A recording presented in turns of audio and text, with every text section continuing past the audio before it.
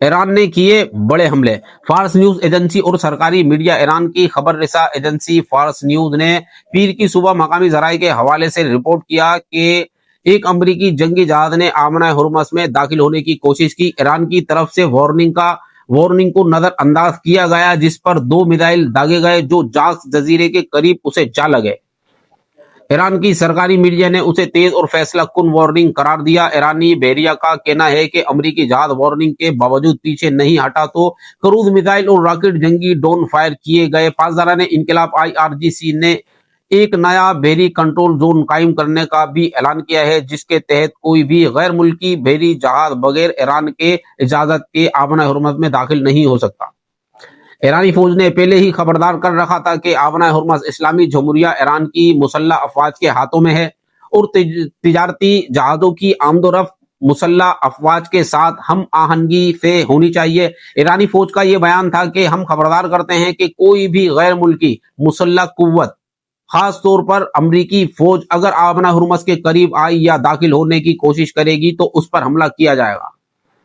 فارس news agency نے مقامی ذرائع کے حوالے سے مزید بتایا کہ ان حملوں کے نتیجے میں امریکی بحری جہاز اپنا راستہ جاری رکھنے میں ناکام رہا اور اسے علاقے سے پیچھے ہٹنا پڑا۔ نقصان یا ممکنہ ہلاکتوں کی حد تک مزید تفصیلات ابھی جاری نہیں کی گئیں۔ سینٹ کوم کی تردید۔ امریکی مرکزی کمان سینٹ کوم نے پیر کو ایرانی دعووں کو مسترد کرتے ہوئے وعدے کیا کہ امریکی بحریہ کسی بھی جہاز کو نشانہ نہیں بنایا گیا۔ سینٹ کوم نے social media platform X پر ایک پوسٹ میں لکھا دعویٰ کیا۔ ایرانی سرکاری میڈیا کا دعویٰ ہے کہ ایران کی اسلامی پاسداران انقلاب نے ایک امریکی جنگی جہاز کو 2 میزائلوں سے نشانہ بنایا۔ حقیقت، امریکی بحریہ کسی جہاز کو نشانہ نہیں بنایا گیا۔ امریکی افواج پر اجیکٹ فریڈم کی حمایت کر رہی ہے اور ایرانی بندرگاہوں پر بحری ناکہ بندی نافذ کر رہی ہے۔ پروجیکٹ فریڈم کی تفصیلات۔ سینٹ کوم نے بتایا کہ امریکی بحریہ کے گائیڈ میزائل ڈسٹرائر آبنہ ہرمز سے گزر کر خلیج عرب میں داخل ہو چکے ہیں اور پروجیکٹ فریڈم کی حمایت کر رہے ہیں۔ پہلے مرحلے کے طور پر 2 امریکی پرچم والے تجارتی جہاز کامیابی سے آبنہ ہرمز سے گزر چکے ہیں۔ یہ تھے امریکہ کے دعوے۔ آگے چلتے ہیں۔ ایڈمرل بریڈ کوپر کا بیان۔ امریکی مرکزی کمان کے سربراہ ایڈمرل بریڈ کوپر نے پیر کو بتایا کہ امریکی اپاچی اور سی ہاک ہیلی کاپٹر نے تجارتی جہاز رانی کو خطرہ آمنہ ہرمز والی 6 ایرانی چھوٹی کشتیوں کو نشانہ بنایا۔ انہوں نے کہا کہ امریکی افواج نے اپنی اور تجارتی جہازوں کی جانب سے داغے گئے تمام میزائل اور ڈرونز کو بھی مؤثر طریقے سے ناکارہ بنا دیا گیا۔ متحدہ عرب امارات فجیرہ آئل زون پر ڈرون اور میزائل حملہ۔ فجیرہ آئل زون میں آگ۔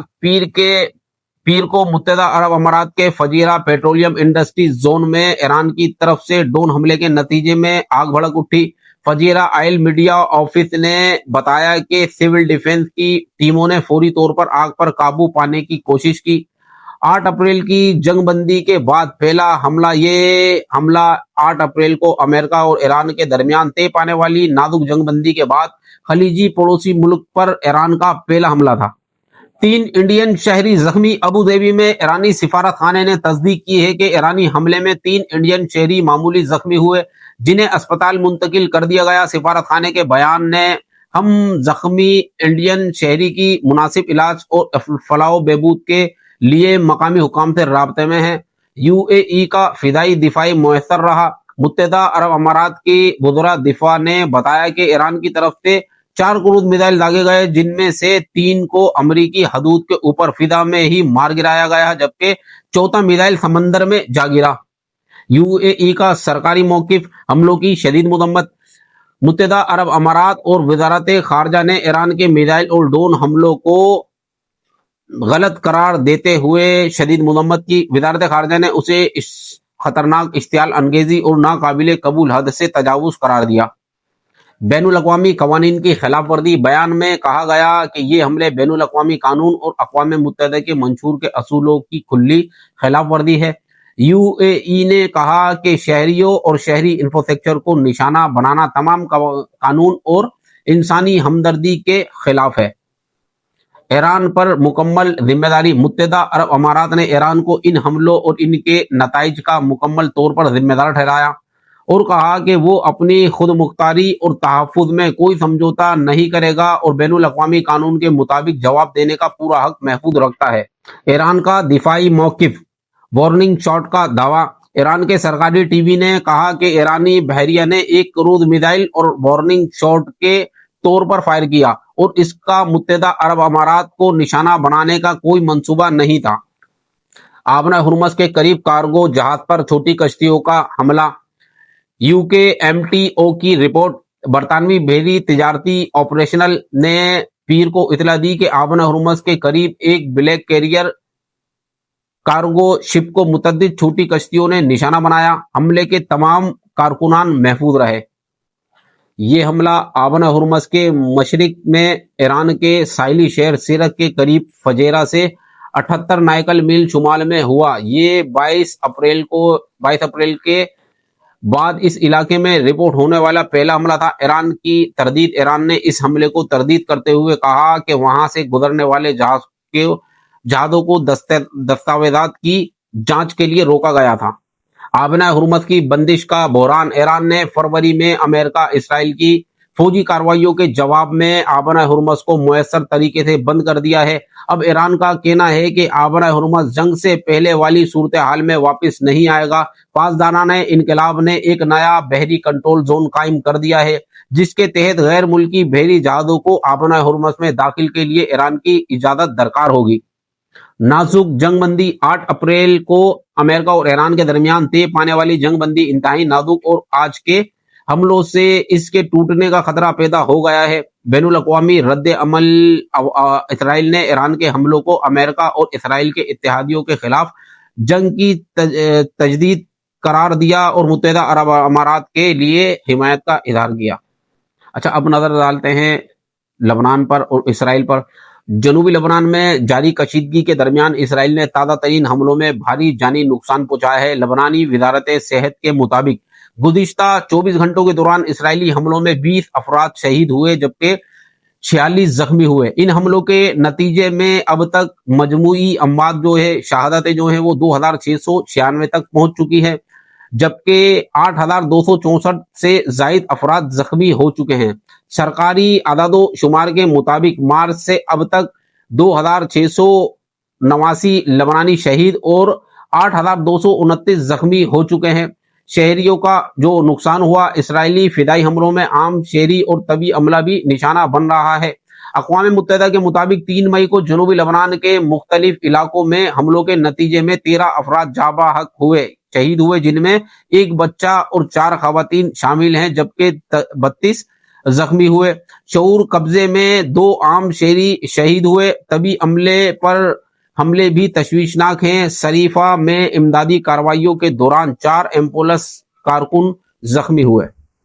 عسکری جو کارروائیاں ہیں، اسرائیلی فوج نے جنوبی لبنان میں 50 سے زائد حزب اللہ کے ٹھکانوں کو تباہ کرنے کا دعویٰ کیا ہے۔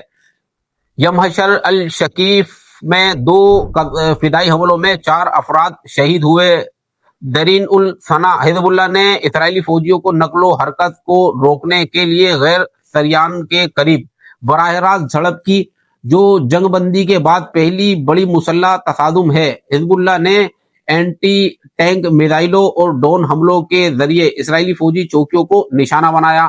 نئی ٹیکنالوجی اور اسٹریٹجک تبدیلیاں۔ اسرائیل نے حزب اللہ کے ڈرون حملوں کو روکنے کے لیے نیٹ سسٹم کا تجربہ شروع کر دیا ہے۔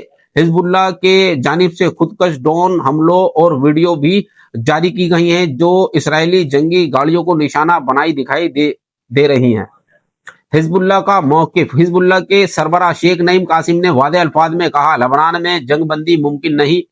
اسرائیل نے معاہدے کی کسی ایک نقطے پر عمل نہیں کیا اور حملے بدستور جاری ہیں۔ انہوں نے زور دے کر کہا کہ براہ راست مذاکرات دشمن کو رعایت دینے کے مترادف ہے، البتہ بالواسطہ مذاکرات کی راہ کھولی جائے۔ انسانی بحران۔ اقوام متحدہ کے مطابق 6,25,000 سے زائد بے گھر افراد 625 اسکولوں اور عوامی عمارتوں میں پناہ لیے ہوئے ہیں۔ لبنان کے لیے 30 کروڑ 80 لاکھ ڈالر کی اپیل کا صرف 38% 11 کروڑ 70 لاکھ ڈالر مہیا ہو سکا ہے۔ بے گھر افراد کی کل تعداد 16 لاکھ سے تجاوز کر چکی ہے۔ 4 मई 2026 की रिपोर्ट जाहिर करती है कि लेबनान की सूरत हाल मुसलसल संगीन हो रही है। जंग बंदी के ऐलान के बावजूद इसराइल हमले तेज किए हुए है। माहिरीन के मुताबिक मौजूदा जंग बंदी महज कागजी है, क्योंकि इसराइल मुआहदे को नजरअंदाज कर रहा है। मुस्तकबिल में मुकम्मल जंग बंदी का खतरा मौजूद है, क्योंकि इसराइल पीछे हटने को तैयार नहीं हो रहा। चलते हैं गजा की तरफ। गजा की पट्टी अक्टूबर 2025 में तय पाने वाली जंग बंदी नाकाम होती दिखाई दे रही है। इसराइल ने ऑरेंज लाइन के नाम से गजा के 62% से ज्यादा इलाके पर कब्जा कर लिया है, जिससे इलाके में इंसानी बुनियादों पर तबाहकुन बहरान घेरा हो गया है। अक़वाम मुत्तहिदा ने भी येलो लाइन से तजावुज की तस्दीक की है। हमास समेत फलस्तीनी तंजीमों ने अमरीकी मजूजा मंसूबे को यकसर मुस्तरद कर दिया है, जिसके तहत इंसानी इमदाद को हथियार डालने के साथ मसरूफ किया गया है। मगरबी किनारा। एक इस्राएली जर्नल ने यहूदी दहशतगर्दी से खबरदार किया है कि बढ़ता हुआ आबादकारों का तशद्दुद एक नई फलस्तीनी इंतकादा को जन्म दे सकता है। इस्राएली फौज ने छापों में इजाफा किया है, जिसमें नाबलस में एक शख्स की हलाकत भी शामिल है और 3 मई को बड़े पैमाने पर गिरफ्तारियां अमल में आई हैं। आलमी सिफारतकारों को और अमेरिका और इसराइल ने फलस्तीनी धड़ों की तरफ से पेश करदा इस तजवीज़ को मुस्तरद किया है, जिसमें तखफीफ असला को फलस्तीनी रियासत के क़याम से मशरूत किया गया था। तज्जियाकारों का मानना है कि मशरिक़ वस्ता में इसराइल और अमेरिका की तरजीहात ईरान और लबनान की तरफ मुंतकिल हो रही है, जिसकी वजह से गजा का मामला सानवी हैसियत इख्तियार कर सकता है। जुग्राफाई तौसी। इसराइल ने येलो लाइन से आगे बढ़कर ऑरेंज लाइन के नाम से एक नया इलाका कायम किया है, जिसके नतीजे में वो गजा के 62% से ज्यादा जमीन को कंट्रोल कर रहा है। मुस्तकिल कब्जे का खतरा। तज्जियाकारों का ख्याल है कि ये वसी आर्दी नहीं बल्कि सिक्योरिटी की हिकमत अमली का हिस्सा है, जिसका मकसद आर्दी फौजी मौजूदगी को मुस्तकिल शक्ल देना है। इंसानी बहरान में शिद्दत। फलस्तीनियों के लिए रहने के लिए दिन ब दिन जगह कम होती जा रही है, जबकि कमजोर जंग बंदी के बावजूद 800 से ज्यादा फलस्तीनी शहीद हो चुके हैं। मगरिबी किनारा। बढ़ता हुआ तशद्दुद और तनाज़ा का खतरा नजर आ रहा है। मगरिबी किनारे में कशीदगी खतरनाक हद तक बढ़ रही है, जिसने इसराइल की सलामती के लिए नए चैलेंजेस पैदा कर दिए हैं। इंतबाही कैफियत। इसराइली फौज के सेनेटल कमांड के सरबराह ने मेजर जनरल एवी ब्लोत ने खबरदार किया है कि यहूदी आबादकारों के हमले में यहूदी दहशतगर्दी है, जो फलस्तीनी बगावत को हवा दे रही है। इंसानी हकूक की पामाली। आबादकारों की हमलों में मुलव्विस अफराद की सजा न मिलना एक बड़ा मुतहर्रिक है, जिसे एक इसराइली जर्नल ने यहूदी कौम के लिए बाइसे शर्म करार दिया है। फौजी कार्रवाइयां। इसराइली फौज के झड़पों में तेजी आई है, जिसके नतीजे में 3 मई 2026 को दर्जनों फलस्तीनी को गिरफ्तार किया गया, जबकि नाबलस में एक झापे के दौरान 26 साला फलस्तीनी शहीद किया और 40 अफराद जख्मी हुए। फलस्तीनी तंजीमों में इज्तिमाई तौर पर एक दस्तावेज पेश की, जिसमें तखफीफ असला को एक आज़ाद फलस्तीनी रियासत के क़याम से मशरूत किया गया था, लेकिन अमेरिका और इसराइल ने उसे फौरी तौर पर ठुकरा दिया। तरजीहात में तब्दीली। तज्जियाकारों का मानना है कि गजा का मामला अब इसराइल और अमेरिका के लिए फौरी तरजीहात में शामिल नहीं रहा, जिसकी बड़ी वजह ईरान और लबनान के मुहाज़मे जंग के मामला हैं। अच्छा, अमन का रास्ता या मजीद जंग की तरफ। मजमूई तौर पर 4 मई 2026 की सूरत हाल इंतहाई नाजुक है और किसी भी वक्त बड़े पैमाने पर तशद्दुद दोबारा फूट सकता है। इसके लिए 2 मुमकिना मंजरनामे हैं। मंजरनामा एक ये है कि अमन का रास्ता, या एक ऐसी मुमकिन है जब आलमी बिरादरी खास तौर पर अमरीका संजीदगी से मुदाखलत करे, और इसके लिए जरूरी है कि इसराइल पर दबाव डाला जाए कि वो जंग बंदी की शराइत की पासदारी करे और एक ऐसी सियासी हल की तरफ पेशे रफ्त हो जो फलस्तीनियों के लिए जायज हकूक को तस्लीम करना मकसूद हो। अच्छा, दूसरा जो मंजरनामा है, तनाज़े में शिद्दत। मौजूदा रुझानात के पेश नज़र ये इम्कान कवी है कि गजा में जल्द ही एक नई और मुमकिना तौर पर ज्यादा तबाहकुन जंग छिड़ जाएगी और मगरिबी किनारा और लबनान में भी शिद्दत में इजाफा होगा। ये थी अब तक की अपडेट। इसी तरह की अपडेट के लिए हमारे चैनल RQ न्यूज़ नेटवर्क को सब्सक्राइब करें। कमेंट्स में अपनी राय का इज़हार जरूर करें। वीडियो को लाइक करें, शेयर करें। मिलते हैं कल पूरे दिन के अपडेट के साथ। Thanks for watching. Allah Hafiz.